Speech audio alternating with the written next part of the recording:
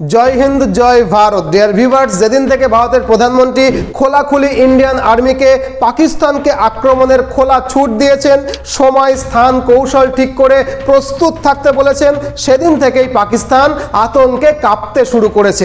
সেই আতঙ্কেই পাকিস্তান কখনো চীন, কখনো সৌদি আরব আর কখনো বা তুরস্কের দরজায় দরজায় ছুটেছে। যদিও চীন আর সৌদি আরব এখনো প্রকাশ্যে কিছু বলেনি, কিন্তু তুরস্ক সরাসরি পাকিস্তানের পাশে এসে দাঁড়িয়েছে। আর তুরস্ক যে শুধু মুখের কথাই সমর্থন দিয়েছে তা কিন্তু নয়, তাদের রণতরী টিসিজি বায়ুকোদাকে পাঠিয়ে প্রত্যক্ষভাবে পাকিস্তানের পাশে থাকার বার্তা দিয়ে দিয়েছে তুরস্ক। শুধু তুরস্ক নয়, শোনা যাচ্ছে চীন সহ পৃথিবীর আরও বেশ কয়েকটা দেশ গোপনে পাকিস্তানের পাশে থাকার আশ্বাস দিয়েছে। আর তাই এখন লাখ টাকার প্রশ্ন হলো, ভারত পাকিস্তান যুদ্ধ হলে আসলে কোন দেশ কাকে সমর্থন করবে? তুরস্ক, চীন, America, Russia, France, Britain, Japan, Australia, Iran, Israel, এই বিশ্ব শক্তিগুলো কে কার পাশে দাঁড়াবে আর কাদের অবস্থানই বা নিশ্চিতভাবে ভারতের পক্ষেই যাবে? তাই আজকের এই ভিডিওটাতে আমরা বুঝে নিতে চেষ্টা করব যে যদি যুদ্ধ শুরু হয় তাহলে আন্তর্জাতিক ভূ রাজনীতির কোন দিকে মোড় নেবে, আন্তর্জাতিক কূটনীতিতে ভারত এবং পাকিস্তানের মধ্যে কোন দেশ ঠিক কতটা সুবিধাজনক অবস্থায় থাকবে। তো চলুন একটু গভীরে গিয়ে বিশ্লেষণ করে দেখি। তবে ভিডিওটা শুরু করার আগে একটা ছোট্ট ঘোষণা, এই ভিডিওর শেষে আমরা আমাদের প্রতিষ্ঠান মিশন MBBS কলকাতা সম্পর্কে কথা বলবো। যদি আপনি আপনার ছেলে বা মেয়েকে অল্প খরচে বিদেশ থেকে ডাক্তারি পড়িয়ে আনার কথা ভাবেন, তাহলে আমরা আপনাকে student loan, visa, passport, medical কলেজে ভর্তি, হোস্টেল ব্যবস্থা এবং পড়াশোনা করার সময় যে কোনো সহায়তার ব্যাপারে হেল্প করতে পারি। তাই আপনি চাইলে এই ভিডিওর শেষে গিয়ে বিস্তারিতভাবে সবটা জেনে নিতে পারেন, অথবা ডেসক্রিপশন দেওয়া নম্বরে যোগাযোগ করে বিস্তারিতভাবে জানতে পারেন। চাইলে আমাদের অফিসে এসেও সরাসরি কথা বলতে পারেন, আর অন্য দর্শকেরা চাইলে ভিডিওর শেষের ওই অংশটা স্কিপ করে যেতে পারেন। তো চলুন মূল আলোচনায় ফিরি।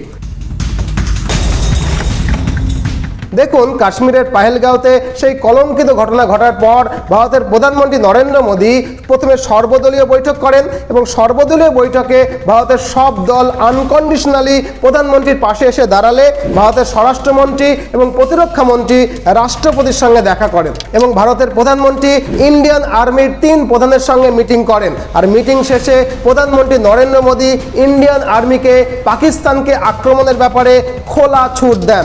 সেদিন প্রধানমন্ত্রী 3 বাহিনীর প্রধানকে বলেছিলেন, আপনারা কবে কিভাবে পাকিস্তানকে আঘাত হানবেন তার সময় ঠিক করুন, জায়গা ঠিক করুন, এমনকি কৌশলও ঠিক করে রাখুন। আর প্রধানমন্ত্রী নরেন্দ্র মোদীর এরকম ঘোষণার পর পাকিস্তান তখনই বুঝে যায় যে ব্যাপারটা ভীষণ সিরিয়াস। তাই তারা নিজেদের নিরাপত্তা বাড়াতে একের পর এক পদক্ষেপ নিতে শুরু করে। ফলত আন্তর্জাতিক কূটনীতিতে দ্রুত পরিবর্তন আসতে শুরু করে।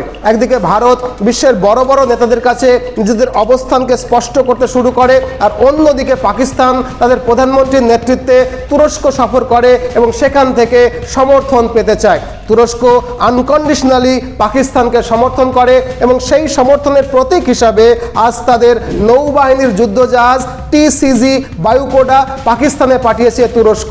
আন্তর্জাতিক মিডিয়াতে এই খবরটা পরিষ্কার করে ছাপা হয়েছে যে এই তুর্কি যুদ্ধজাহাজটা পাকিস্তানকে মেরিটাইম সহযোগিতা করতে আরব সাগরে পাকিস্তানের উপকূলে এসে পৌঁছেছে। এখন আপনাদের মনে প্রশ্ন উঠতেই পারে যে এই সহযোগিতা কি শুধু নৌবাহিনী কেন্দ্রিক? একটা যুদ্ধজাহাজ এসেছে বলে এত হইচই কেন? দেখুন, এর সহজ উত্তর হলো পাকিস্তান স্থল এবং আকাশপথে নিজেদেরকে শক্তিশালী মনে করলেও সমুদ্রে তারা তুলনায় ভারতের থেকে অনেকটা পিছিয়ে। পাকিস্তানের নৌবাহিনীতে মাত্র 30,000 সেনা আছে, যেখানে স্থল বাহিনীতে 5,60,000 সেনা রয়েছে। ফারাকটা এতটা বিশাল নিশ্চয়ই বুঝতে পারলেন। তাছাড়া সাবমেরিন, এয়ারক্রাফট ক্যারিয়ার, ডেস্ট্রয়ার বা ফ্রিগেট সব কিছুতেই ভারত কিন্তু পাকিস্তানের তুলনায় অনেকখানি এগিয়ে।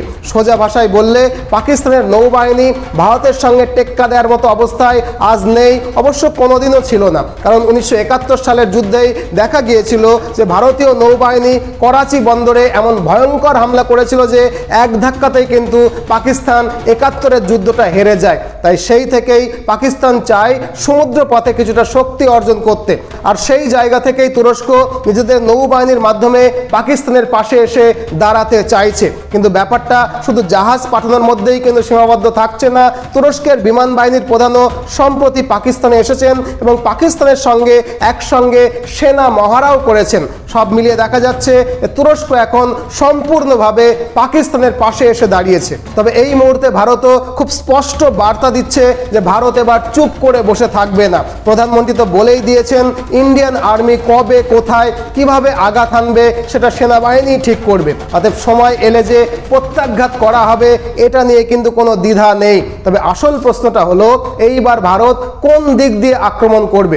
সাধারণভাবে সবাই ভাবে ভারত পাক অধিকৃত কাশ্মীর পিওকে দিয়েই এগোবে, আর এজন্যই ভারত অলরেডি সিমলা চুক্তিকে উড়িয়ে দিয়েছে। তবে পাকিস্তান লক্ষ্য করছে যে ভারতের নৌবাহিনীও কিন্তু প্রস্তুত হচ্ছে, কারণ নৌসেনা প্রধান সম্প্রতি প্রধানমন্ত্রীর সঙ্গে দেখাও করেছেন, সঙ্গে ভারতের এয়ারফোর্স চিফও কিন্তু গেছিলেন সেই মিটিংয়ে। এতে স্পষ্ট যে বায়ুসেনা আর নৌবাহিনী একসঙ্গে কাজ করতে পারে সেই সমস্ত এলাকায় যেখানে পাকিস্তানের সেনার দখল তুলনামূলকভাবে অনেকটা দুর্বল। আর এই খবর পাকিস্তানের মিডিয়াতে চাউর হতেই পাকিস্তানের বিশেষজ্ঞরা আন্দাজ করতে শুরু করেছে যে পাকিস্তানের গোয়াদাদর বন্দর বা বেলুচিস্তানে ভারতের নৌবাহিনীর আক্রমণ শুরু হতে পারে। আর তাছাড়া এই বেলুচিস্তান অঞ্চলেই পাকিস্তান জোর করে দমন নীতি চালাচ্ছে, তাই হতে পারে বেলুচ লিবারেশন আর্মির সঙ্গে যোগাযোগ রেখেই ভারত বড় আকারের সামুদ্রিক হামলার প্ল্যান করছে। তাই পাকিস্তান আশঙ্কা করছে যে যদি ভারতীয় নৌসেনা আর বায়ুসেনা ওই দিকটা দিয়ে আক্রমণ করে তাহলে পাকিস্তানের নৌসেনা কার্যত কিছুই করতে পারবে না। কারণ আগেই বলেছি পাকিস্তানের নৌ ক্ষমতা খুবই দুর্বল, তাই পাকিস্তান তুরস্কের কাছ থেকে নৌ সাহায্য চাইছে। আর তুরস্কও পাকিস্তানের ডাকে সাড়া দিয়ে তাদের একটা যুদ্ধ জাহাজ আরব সাগরে পাঠিয়ে দিয়েছে। তবে এখানে আরও একটা জিনিস খুব গুরুত্বপূর্ণ যে তুরস্ক শুধু নৌসেনা পাঠিয়েই থেমে থাকেনি, পাকিস্তানের সাবমেরিনগুলোকে আধুনিকরণের কাজও কিন্তু শুরু করে দিয়েছে অলরেডি তুরস্ক। কেন একথা বলছি? কারণ 22শে এপ্রিল যখন কাশ্মীরের পেহেলগামে জঙ্গি হামলা হয় তখনই পাকিস্তানের প্রধানমন্ত্রী তুরস্কের নেতাদের সঙ্গে বৈঠক করছিলেন। আর যেদিন ভারত ইন্দাস জল চুক্তি বন্ধ করলো তার পরের দিনই তুরস্ক বিমান ভর্তি করে পাকিস্তানে সামরিক উপকরণ পাঠিয়েছিল। যদিও পাকিস্তান মুখে বলছে যে এর সবটাই মিথ্যা, কিন্তু ভারতের গোয়েন্দা রিপোর্ট এবং র্যাডারে ধরা পড়েছে যে তুরস্ক ড্রোন সহ অন্যান্য যুদ্ধাস্ত্র পাকিস্তানকে পাঠিয়েছে। তাই তুরস্ক যে পাকিস্তানের পাশে শক্তভাবে দাঁড়িয়েছে এটা কিন্তু দিনের আলোর মতো পরিষ্কার। এখন দেখার বিষয় যে ভারত এই পরিস্থিতিতে ঠিক কিভাবে এগোয়, কারণ তুরস্ক এই নতুনবার পাকিস্তানের পাশে দাঁড়াচ্ছে এমনটা কিন্তু নয়। আন্তর্জাতিক স্তরে কাশ্মীর ইস্যুতে তুরস্ক একমাত্র দেশ যারা খোলাখুলি পাকিস্তানের পাশে দাঁড়ায়। আবার জাতিসংঘের যে কোনো আলোচনায় তুরস্ক কিন্তু প্রত্যেকবারই সরাসরি পাকিস্তানকেই সমর্থন করে। তবে এখন যদি আপনি প্রশ্ন করেন যে তুরস্ক কেন বারবারটা এরকমটা করে, ভারত তো এই গত বছরই তুরস্কের ভূমিকম্পের সময় সবার আগে তুরস্ককে ত্রাণ পাঠিয়েছিল, তাহলে কেন তুরস্ক এরকম বারবার করছে? আসলে তুরস্কের বহু পুরনো একটা ইচ্ছে রয়েছে, সেই ইচ্ছেটা হলো নিজেকে আবার মুসলিম বিশ্বের খালিফা বা নেতা হিসেবে প্রতিষ্ঠিত করা। আবার এই একই ইচ্ছা পোষণ করে সৌদি আরবও। তাই তুরস্ক OIC, UN বা অন্যান্য মুসলিম নেতৃত্বাধীন ফোরামে পাকিস্তানের মতো দেশের কাছ থেকে সমর্থন চায়। তুরস্ক ভাবছে পাকিস্তানের মতো বড় মুসলিম দেশের সমর্থন পেলে তাদের খলিফা হওয়ার পথটা সহজ হবে এবং এর ফলে তারা সৌদি আরবের থেকেও প্রভাবশালী হয়ে যাবে। কিন্তু মজার ব্যাপারটা হলো তুরস্ক এবং সৌদি আরবের মধ্যে এই প্রতিযোগিতার সুযোগ নিয়ে পাকিস্তান কখনো সৌদি আরবের কাছ থেকে সাহায্য চায়, আবার কখনো তুরস্কের কাছ থেকে সাহায্য চায়। ব্যাপারটা সেই এক ফুল আর দুই মালির মতো আর কি। তাই এখন সবচেয়ে গুরুত্বপূর্ণ প্রশ্ন হলো এই যুদ্ধ পরিস্থিতিতে কোন দেশ কার পাশে থাকবে সেটা আমরা কিভাবে বুঝবো। দেখুন 1971 সালে ভারত পাকিস্তানের যুদ্ধের সময় তৎকালীন প্রধানমন্ত্রী ইন্দিরা গান্ধীর নেতৃত্বে ভারত কূটনৈতিকভাবে বেশ শক্ত অবস্থানে ছিল। মাত্র একটা বড় মিত্র মানে সোভিয়েত রাশিয়ার সমর্থনে ভারত প্রায় 15 থেকে 20টা পাকিস্তানপন্থী দেশের বিরুদ্ধে সামলে নিয়েছিল এবং যুদ্ধেও জিতেছিল। সেই কূটনৈতিক দক্ষতার ফলেই পাকিস্তানের 90,000 সৈন্য আত্মসমর্পণ করতে বাধ্য হয়েছিল। যদিও পরে সিমলা চুক্তির মাধ্যমে এই সৈন্যদেরকে পাকিস্তানে ফিরিয়ে দেওয়া হয়, তবুও পাকিস্তানকে ভারতের কাছে মাথা নিচু করতে হয়েছিল। এটাই কিন্তু ঐতিহাসিক সত্য। যাদের বয়স একটু বেশি তারা হয়তো মনে করতে পারবেন যে যুদ্ধের আগে ফ্রান্স জানায় যদি যুদ্ধ শুরু হয় এবং তাতে আমেরিকা পাকিস্তানের পাশে দাঁড়ায় তাহলে ফ্রান্সও কিন্তু আমেরিকার সাথেই থাকবে। তবে যদি পাকিস্তান আগে যুদ্ধ শুরু করে তাহলে ফ্রান্স নিরপেক্ষ থাকবে। শেষ পর্যন্ত যুদ্ধের শুরু শুরুটা পাকিস্তান করে, ফলে ফ্রান্স তার আগের কথা মতো নিরপেক্ষ অবস্থানে ছিল। ইন্দিরা গান্ধী অবশ্য সেই সময় আমেরিকার কাছ থেকেও সমর্থন পাওয়ার চেষ্টা করেন, তবে সেই সময় আমেরিকা ভিয়েতনাম যুদ্ধে ব্যস্ত ছিল এবং তাদের অবস্থাটাও খুব একটা ভালো ছিল না। আমেরিকার তৎকালীন প্রেসিডেন্ট রিচার্ড নিক্সন ইন্দিরা গান্ধীর সঙ্গে সাক্ষাৎ করতে দেরি করেন এবং খুব একটা সদ্ভাবও কিন্তু দেখাননি। তিনি স্পষ্ট জানান যে যুদ্ধ হলে আমেরিকা পাকিস্তানের পাশে থাকবে এবং তাদের নৌবাহিনীকে ভারত মহাসাগরে পাঠাবে। এই পরিস্থিতিতে ইন্দিরা গান্ধী রাশিয়ার সঙ্গে যোগাযোগ করেন এবং সোভিয়েত রাশিয়া ভারতকে সমর্থন দেওয়ার প্রতিশ্রুতি দেয়। তখনকার সোভিয়েত ইউনিয়ন ভারত মহাসাগরে তাদের নৌবাহিনী পর্যন্ত পাঠায় এবং কূটনৈতিকভাবেও ভারতকে শুরু থেকে শেষ অবধি সমর্থন করে যায়। এই কূটনৈতিক অবস্থান এবং আন্তর্জাতিক সমর্থনের জেরেই 1971 সালে যুদ্ধের ফল ভারতের পক্ষে যায়। পাকিস্তানের একটা অংশকে বিচ্ছিন্ন করে নতুন রাষ্ট্র হিসাবে বাংলাদেশের জন্ম হয়। এটি ছিল ভারতের কূটনৈতিক এবং সামরিক সাফল্যের একটা গুরুত্বপূর্ণ দৃষ্টান্ত। তাই এখন লাখ টাকার প্রশ্ন, আজ যদি ভারত পাকিস্তান যুদ্ধ হয় তবে কোন দেশ কাকে সমর্থন করবে? সম্প্রতি ভারতের পররাষ্ট্রমন্ত্রী এক বিবৃতিতে বলেছেন, আমরা উপদেশদাতা চাই না, আমাদের পার্টনার দরকার। যদি সাহায্য করতে পারেন তবে করুন, নইলে জ্ঞান দেওয়া বন্ধ করুন। এটা তিনি ইউরোপের কিছু দেশকে উদ্দেশ্য করে বলেছেন, মানে ইউরোপের অনেক দেশ ভারতের পাশে থাকবে না, এটাই কিন্তু স্পষ্ট। এখন ভারতের সঙ্গে যেসব বড় বড় দেশের সম্পর্ক ভালো আছে সেগুলোর মধ্যে আছে আমেরিকা, রাশিয়া, জাপান এবং অস্ট্রেলিয়া। এদের সঙ্গে 2+2 লেভেলের আলোচনা হয়, মানে প্রতিরক্ষা আর পররাষ্ট্র দুটো বিষয়ে কিন্তু পার্টনারশিপ রয়েছে এই দেশগুলোর সঙ্গে। তবে এইসব সম্পর্ক কথায় যতটা ভালো শোনায়, কাজে ততটা নিশ্চয়তা দেয় না, বিশেষ করে আমেরিকার ক্ষেত্রে। কারণ ট্রাম্পের ওপরে ট্রাম্প নিজেও ভরসা করে বলে মনে হয় না। ট্রাম্প কখন কি বলবে, কখন কোন সিদ্ধান্ত বদলে ফেলবে, এটা বলা কিন্তু মুশকিল। তাই আমেরিকার ওপরে আমাদের খুব বেশি ভরসা করাটা কিন্তু বোকামি হবে। তবে ভারতের কিছু ঘনিষ্ঠ দেশ আছে, যেমন ইসরায়েল, ফ্রান্স এবং রাশিয়া। ইসরায়েল অলরেডি প্রকাশ্যে আমাদের পাশে এসে দাঁড়িয়েছে এবং ইসরায়েলের সঙ্গে আমাদের অনেকগুলো প্রতিরক্ষা চুক্তিও কিন্তু রয়েছে। তাই যে কোনো যুদ্ধকালীন পরিস্থিতিতে ইসরায়েল ভারতের পাশে থাকবে, এটা কিন্তু ভরসা করাই যায়। আর ফ্রান্সের থেকে আমরা সম্প্রতিকালে রাফায়েল কিনেছি এবং ফ্রান্সের সঙ্গে আমাদের অনেক সম্পর্কটাও কিন্তু অনেক দিনের পুরনো এবং ভালো। আর রাশিয়ার সঙ্গেও আমাদের বহুদিনের সম্পর্ক। তবে রাশিয়ার ক্ষেত্রে কিন্তু একটা কিন্তু রয়েছে, কারণ ইউক্রেন যুদ্ধের সময় ভারত সরাসরি রাশিয়ার পাশে গিয়ে দাঁড়ায়নি। তবে অন্যদিকে আমেরিকার চোখ রাঙানি সত্ত্বেও রাশিয়ার বিপদের দিনে রাশিয়া থেকে কিন্তু আমরা তেল কেনা বন্ধ করিনি। তাই আশা করা যায় রাশিয়া ভারতের পাশে থাকবে, অন্তত পাকিস্তানের পক্ষে যাবে না।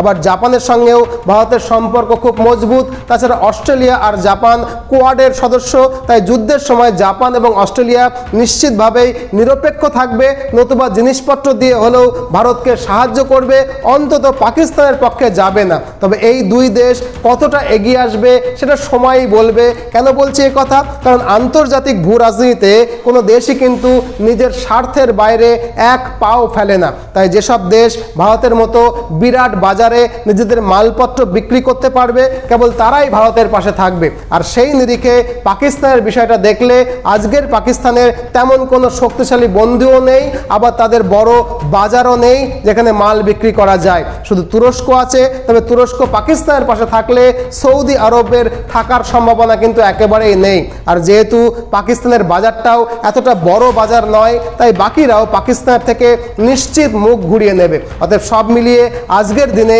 ভারতের অবস্থান অনেকটা মজবুত। তবে চীনের ব্যাপারটা ভেবে দেখলে দেখা যায় চীন ভারতকে একটা বিশাল বাজার হিসেবে দেখে, কিন্তু একই সঙ্গে চীন প্রায় $60 বিলিয়ন বিনিয়োগ করে পাকিস্তানে একটা ইকোনমিক করিডর বানিয়েছে। তাই পাকিস্তানে চীনের কিন্তু প্রত্যক্ষ স্বার্থ রয়েছে। আবার অন্যদিকে ভারত এবং চীনের মধ্যে প্রতি বছর প্রায় $5 বিলিয়ন ব্যবসা হয়। তাই এই মুহূর্তে ট্রেড পার্টনার হিসেবে ভারতকে হারানো চীনের পক্ষে খুব একটা সুবিধাজনক হবে না, কারণ চীন ইতিমধ্যেই আমেরিকার সঙ্গে ট্যারিফ যুদ্ধে জড়িয়েছে আর ভারত এখন চীনের টপ 10 ট্রেড পার্টনারের মধ্যে পড়ে।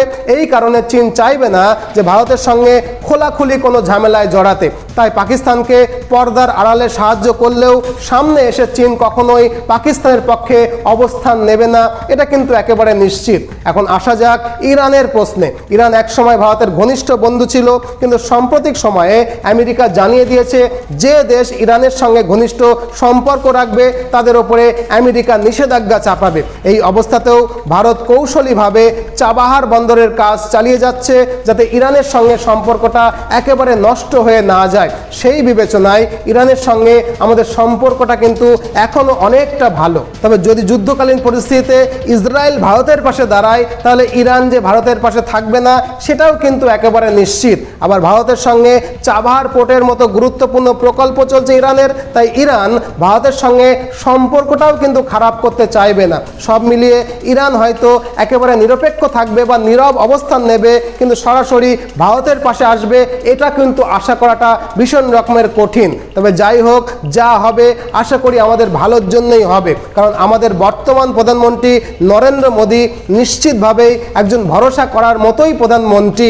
তাছাড়া আমাদের দেশের সবকটা রাজনৈতিক দল এবং প্রধান বিরোধী দল যুদ্ধের ব্যাপারে প্রধানমন্ত্রী নরেন্দ্র মোদীকে পূর্ণ সমর্থন জানিয়েছে। তাই আমরা বিশ্বাস করি আমাদের দেশ একত্রিতভাবে সঠিক সময়ে সঠিক সিদ্ধান্তই নেবে। আশা করি সম্পূর্ণ বিষয়টাকে আপনাদেরকে বুঝিয়ে বলতে পারলাম। এখন আপনাদের কাছে আমার প্রশ্ন, আদতেও ভারত পাকিস্তানকে কি আক্রমণ করবে? সত্যি কি ভারত পাক যুদ্ধ হওয়ার কোনো সম্ভাবনা রয়েছে? কমেন্ট বক্সে আপনার কমেন্ট জানাতে ভুলবেন না। আপনাদের প্রত্যেকের মূল্যবান কমেন্ট পড়ার আমি নিজে অপেক্ষায় রইলাম। আজ এই পর্যন্তই। তবে ভিডিওর শুরুতে যেটা বলেছিলাম, আমাদের একটা প্রতিষ্ঠান আছে মিশন MBBS কলকাতা, যেখানে অল্প খরচে আমরা ছাত্রছাত্রীদেরকে বিদেশ থেকে ডাক্তারি পড়িয়ে আনতে সহায়তা করি। আপনারা জানেন আজকের দিনে নিট পরীক্ষায় হাজার হাজার ছাত্রছাত্রী কোয়ালিফাই করে, কিন্তু সিটের অভাবে এদের বেশিরভাগই সরকারি কলেজে ভর্তি হতে পারে না। ফলে প্রচুর খরচ করে হলেও অনেকেই দেশের বেসরকারি মেডিকেল কলেজে ভর্তি হতে বাধ্য হয়। তবে তুলনামূলকভাবে অনেক কম খরচেও যে বিদেশের মেডিকেল কলেজ থেকে MBBS পাশ করে দেশে ফিরে আসা যায় এটা কিন্তু অনেকেই জানেন না, কারণ এরকম তথ্য বা যোগাযোগ কোনোটাই তাদের কাছে থাকে না।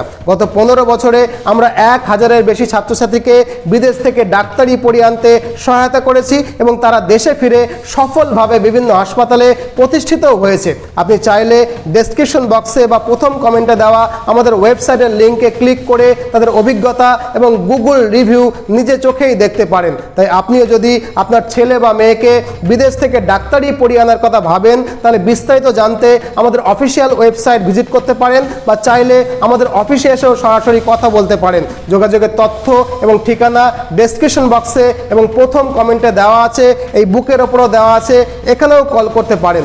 নতুন ভিডিও নিয়ে আবার দেখা হবে। ততক্ষণে ভালো থাকুন, সুস্থ থাকুন, সর্বদা ভারতের পক্ষে থাকুন। জয় হিন্দ, জয় ভারত।